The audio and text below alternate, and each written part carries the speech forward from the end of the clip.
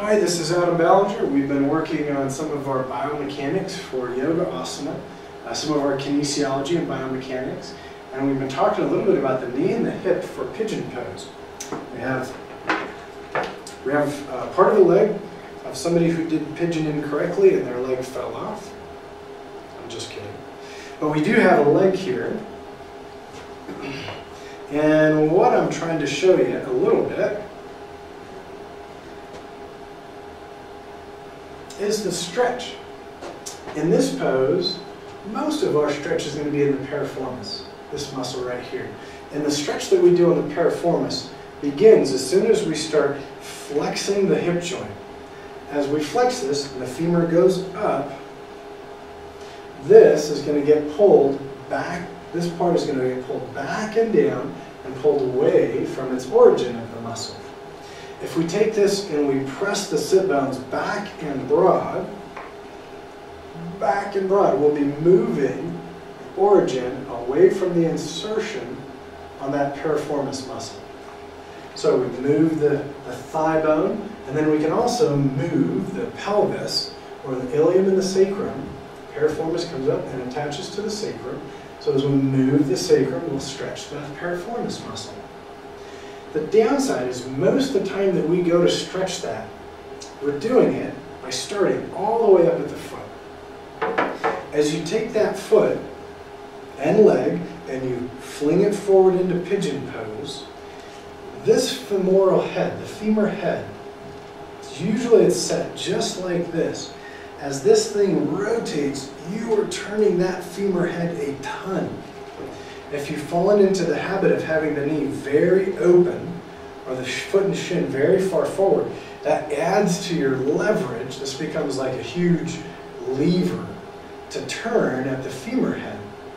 And whenever I turn at the femur head for this, I can create more stretch along the piriformis and some of these small rotators in here that can get really beat up when your posture begins to collapse. Typically, from your low back flattening out in something like sitting or riding for a long period of time. As these muscles don't hold their shape, this kind of tips and flattens out, and we hold more weight and strain into the piriformis, and we use it too much for movement. So the stretch that we're doing, as we turn this out, it turns the insertion away from the origin. We're already also flexed at the hip. So a nice stretch in there. If I were to do this in standing, all I'd have to do is kind of stick my hip back or flex the hip and do a teeny bit of rotation at the thigh bone. This little teeny bit of rotation where I pull the knee up pulls this away from there and creates a stretch. Here's the downside. If I fling my foot forward in pigeon pose and I've got a tight hip and an underactive, understable low back, then most of my movement is going to happen right at the knee joint. Especially when I put the shin and foot anchored on the floor so it can't roll. So if my foot is flexed and the shin can't roll like this, all of a sudden any movement on the thigh, when you go to stick the rear end out, which adds rotation, I don't know if you can see that, I'm going to move this patella out of the way. As I try to rotate my pelvis and stick my butt out, the rotation, the inner spiral, is going to stretch that little ligament right there. The ligament on the inside and outside of the knee, it doesn't really hold the knee together as much as it adds a lot of proprioception with the nerves in it. So as I rotate and I stretch this lateral collateral ligament for the knee, I'm going to lose stability on the knee. The other part, as I go to rotate or inner spiral the thigh and stick my sit bones out, if my foot and shin are anchored, and this can't move anymore, what happens to the medial condyle and the medial meniscus is that I start to take this and grind it inside on the tibial plateau, just shearing it. If your hips are higher, then you're probably also doing it and impinging a little bit of the meniscus. Let me show you that.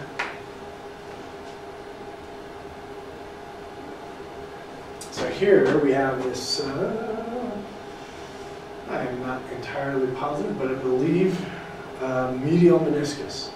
So as the femur rotates, I'm going to grind in, and if I'm not perfectly centered up, I'm also going to pinch and just slowly pinch all this wonderful cushion material there.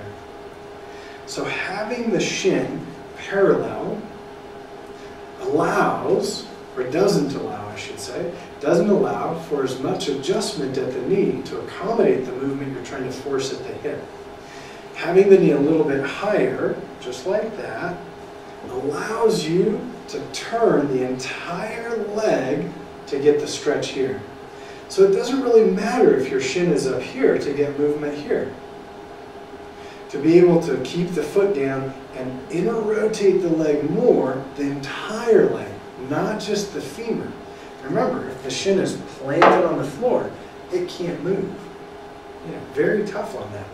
Either an impingement and a breakdown, opposite the direction that the tissues are made to stabilize. So the tissues of the meniscus aren't really built for this type of digging action in there. So allowing the knee to be up, or having the foot active and pointed. Active would mean we're using some of these muscles along from the outer edge of the foot all the way up to the outer knee. Some of those muscles, activating those so that this moves less, even though it's pointed, and that there's a stronger connection here muscularly to try to support muscle through its connective tissue, to try to support that lateral collateral ligament.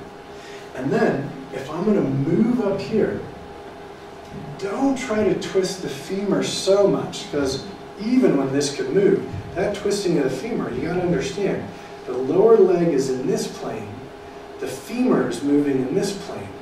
So we cannot get those to work together. We're not built like a transfer case gear in an automobile.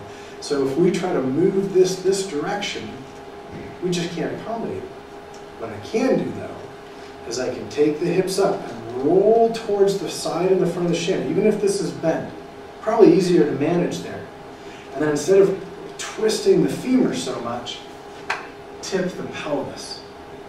So when we do get into that angle, instead of trying to rotate the thigh bone so much, tip the pelvis. It doesn't require that you rotate the femur. I am going to stretch away from the origin up in the sacrum, all the way down to the femur for that piriformis muscle, and even some of the glutes. So we want to move the ilium more than we move the legs. And you want to make sure that your actions from the foot allow the entire leg to move as a unit. So if you stick your butt out, you want this to be able to roll as the pelvis goes that way. And everything you can do to tighten up and hold the knee stable, the better.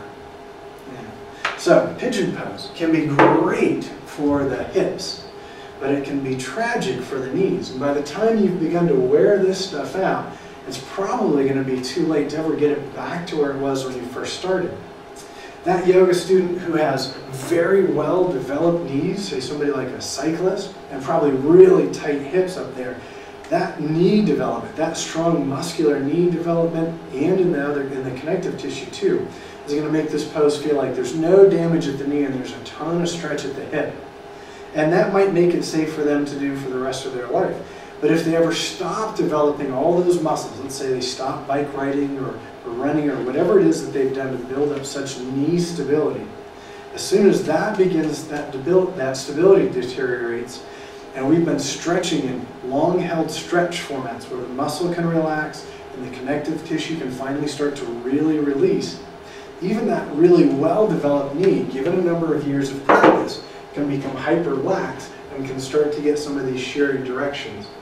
Early on, it would show up as kind of a pinching sensation in here, maybe a burning or an aching sensation in a pose like pigeon, even with the foot flexed. It just means that your angles are off.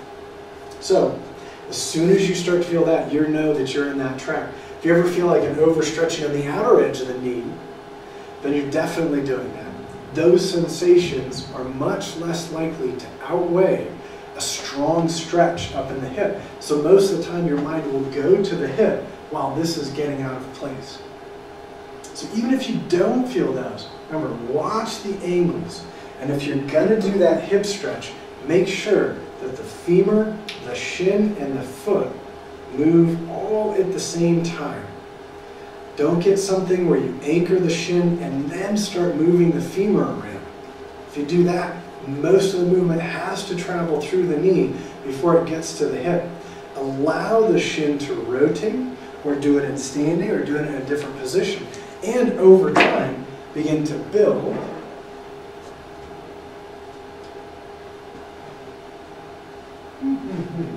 working slow today. Make sure you build the stabilization around the hip that's probably part of the fault for some of these muscles getting so out of balance. Why did that stuff get out of balance? That we covered in lecture today, and we may make a supplement for that some other time. But why do we get into these stretch needs for stretch through here? A lot of times it's the lack of stability or good position in the inner thighs and the lumbar and the hip flexors. So make sure you tend to those before you get into trying to stretch this. Stretch this from more optimal lumbar and hip position and more optimal knee, foot, and ankle position, and this will probably go better. Now, build the other stuff first before you get to that. All right, this is Adam Ballinger. I hope that helps for your pigeon pose. In class or in workshop, we'll show some of those pigeons and how to modify them or change them and what to strengthen up to make it safer for the knee. And it's more than you would think. But to strengthen up, where to bring muscle balance so that we don't always have to stretch everything. A lot of times when we bring the balance to the underworking muscle, the overworking antagonist muscles oftentimes begin to release a little bit at the very least without even stretching them. So a lot for this pigeon pose. All right, happy pigeoning to you. Take care, and I hope to see you again soon.